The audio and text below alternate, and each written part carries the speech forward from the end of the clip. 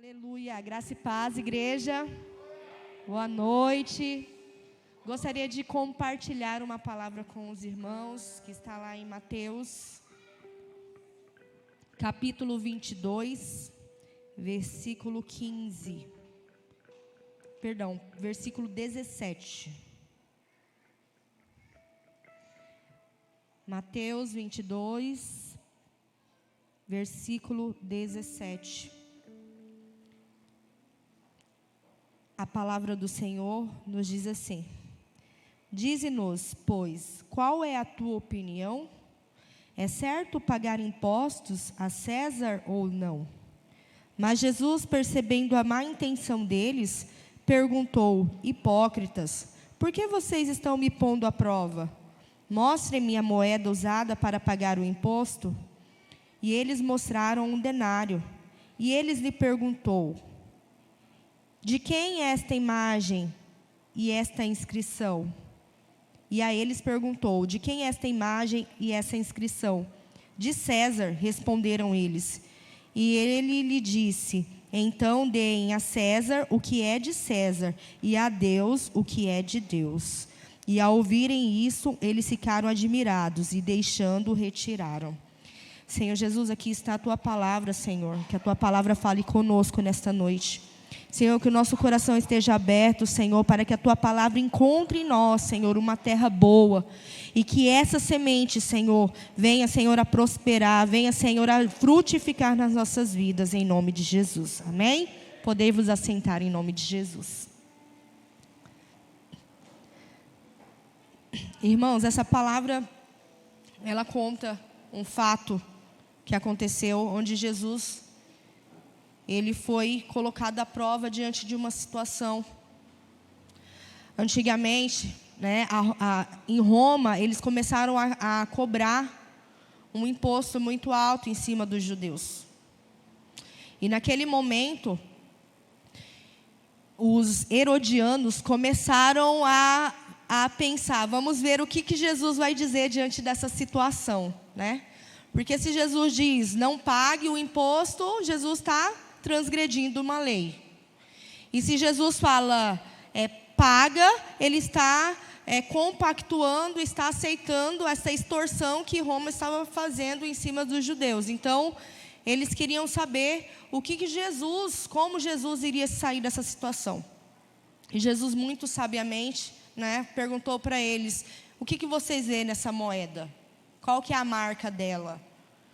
E aí eles responderam: é de César. E ele fala o quê? Dê a César o que é de César. Só que ele não para por aí. E ele fala assim: e dê a Deus o que é de Deus. E quando eu vejo essa situação, qual que é a imagem de César hoje nas nossas vidas? O que seria César hoje? Seria o quê? As autoridades. As autoridades que são estabelecidas, diante de nós. E eu vejo assim, como que nós cristãos temos uma dificuldade em obedecer. Aí eu começo a obediência na parte mesmo das autoridades que estão estabelecidas aqui na terra, as leis que são impostas para nós. Muitos de nós temos dificuldade.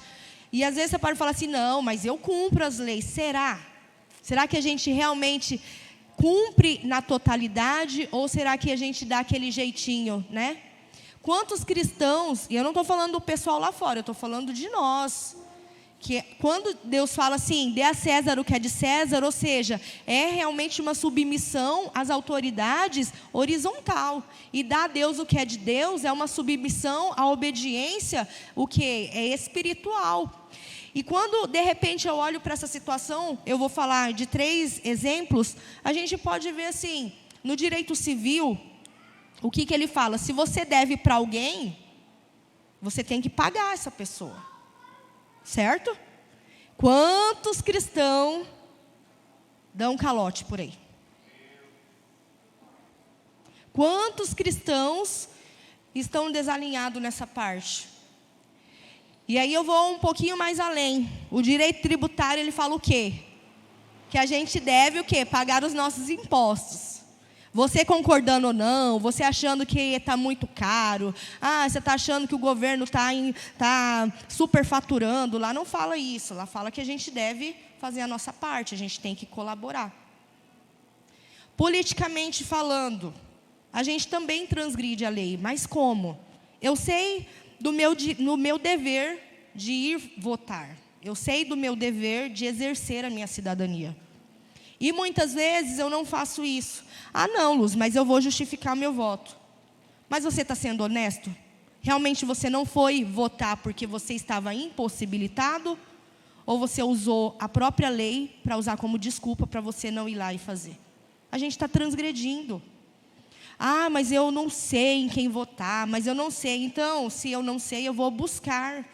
Eu vou buscar conhecer, eu vou buscar avaliar os candidatos, eu vou buscar em Deus um direcionamento, mas eu preciso cumprir. São leis que eu preciso realmente fazer, eu preciso realmente cumprir. Por quê? Porque senão eu estou transgredindo. E existem mil e outras situações. E o que é de Deus? Da mesma forma, vamos comparar. Quando a sua CNH vence, você está impossibilitado de dirigir. Aí você tem que ir lá no Detran, pagar a taxa, regularizar para você estar apto a voltar de novo. E as coisas de Deus não tem uma marca como as coisas de César, que tinha uma marca naquela moeda. As coisas de Deus é muito simples você detectar o que é de Deus ou não. Se é algo para você abençoar a obra, e se é algo para você abençoar o seu irmão, você pode ter certeza que isso é de Deus. Se você vai fazer algo para abençoar a obra, você está entregando para Deus o que é de Deus. Se você está abençoando a vida do seu irmão, de alguma forma, você está entregando para Deus aquilo que é de Deus. E assim como uma CNH vencida, você precisa ir lá no Detran, pagar a sua taxa, ou um documento de carro para você estar habilitado, quando você entende que os princípios têm que ser cumpridos, você habilita a promessa de Deus se cumprir na sua vida. Quando você dizima, quando você oferta, você habilita para que a bênção venha sobre você. Não é de qualquer forma. Não vai ser de qualquer jeito. Existe uma forma correta. E muitas vezes nós cristãos queremos fazer do nosso jeito. Aí a gente quer viver uma vida íntegra. Porque eu faço para a obra. Porque eu abençoo o meu irmão. Mas aí, o que eu tenho que fazer aqui na terra eu não faço, porque eu estou andando errado. Aí, às vezes, existem muitos cristãos vivendo de rolo. Gente, permutar é bênção. Eu gosto muito de permutar. Desde que você não tenha a intenção de tirar proveito em cima daquela situação. Quantas vezes a gente vê pessoas que vivem de permuta, de rolo, de situações, mas ela querendo tirar vantagem em cima do outro. Quantas vezes eu tenho situações que a gente olha e fala assim, nossa, mas isso aqui Deus não aprova dessa forma.